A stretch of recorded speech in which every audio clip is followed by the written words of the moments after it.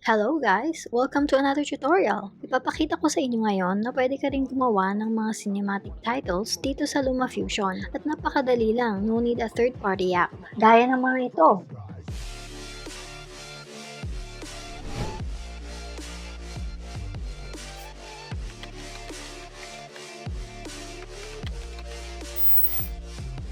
Okay, ready na ba kayo? Roll intro!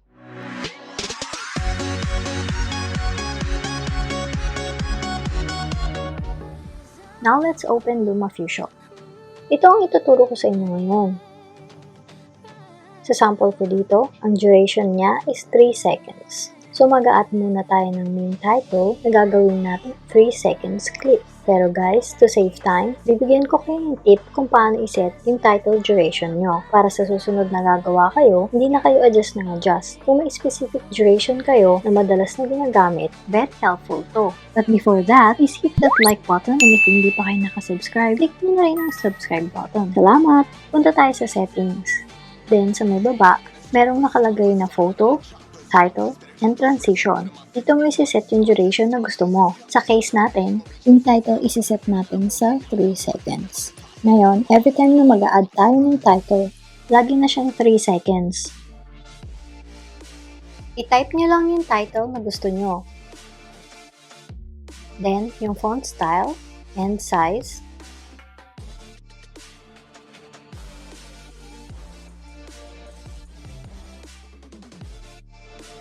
And then, punta tayo sa frame and fit, tapos sa size and position. I-adjust natin yung size at kailangan nating maglagay ng keyframes dito para magkaroon ng motion effect yung titles nyo. Mag-add tayo ng keyframes sa umpisa and then adjust to smaller size. Then move tayo sa pinaka-last na frame and adjust to original size. Click nyo lang yung square na to go back to its original size. Now, let's play back. O, diba? Nagkaroon siya ng konting motion. I-adjust naman natin ngayon yung opacity niya to achieve yung fade in and fade out effect. Click natin yung blending, then put keyframe sa umpisa, move 10 frames, and add another keyframe. Balik tayo sa umpisa, and adjust opacity to 0%. Sa 10th frame, dapat 100% ang opacity.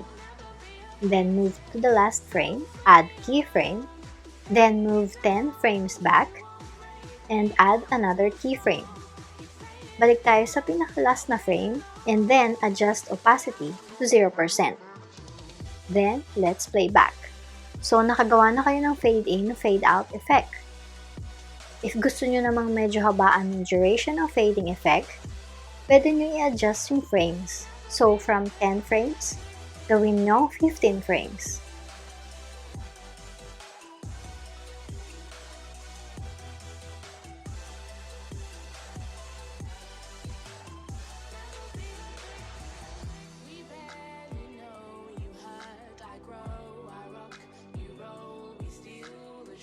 Now, let's try it together with a video clip. I-move natin sa taas yung title, and then i-duplicate ko lang tong video, and let's play back. Madali lang, diba? Nakagawa na kayo ng simpleng cinematic title.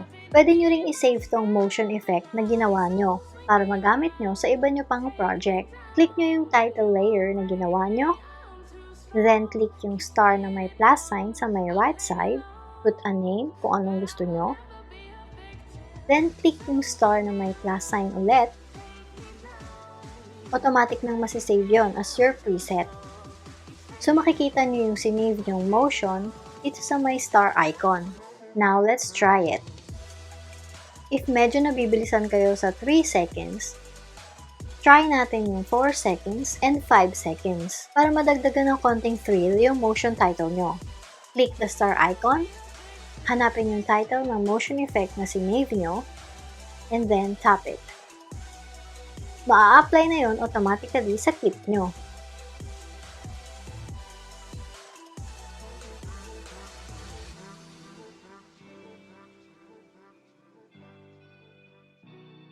There you go guys! I hope may natutunan kayo sa tutorial natin ngayon. Did you like this video? Please give it a thumbs up and don't forget to subscribe. Salamat! Thanks for watching!